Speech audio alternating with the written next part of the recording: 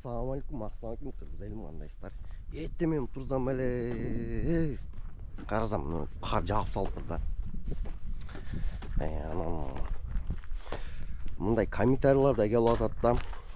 TikToктон, Instagramдан, Facebook'tan, Twitter, Telegram ушулардан мындай комментарий эмелер мындай жазышып атат да. Кандай видео тартсам болот? Кандай кылып мына көтөрүлсөм болот деп мындай жазышты да.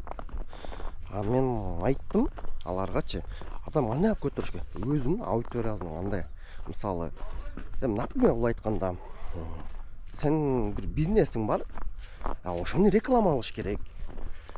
Ошону реклама кылып, мындай атактуу болсоң болот дедим. Вайн тартып, өзүңө бир жараша бир аудиторияңды алып келсең, анан ошентип акырын көтөрүлөсүң. Сразу көтөрүлүш бул кыйын. Ошондуктан мен айтып атканым, ошентип влог чарсаңыздар болот. Анан достор, мен да бир нерсе айтып кетейин. Мен YouTube каналыма обязательно катталып коюңуздар. Мага канчалык лайк басып, подписка кылсаңыздар, мага ошончолук мотивация болот. Ошончолук көбүрөөк видеолорду чыгарып турам.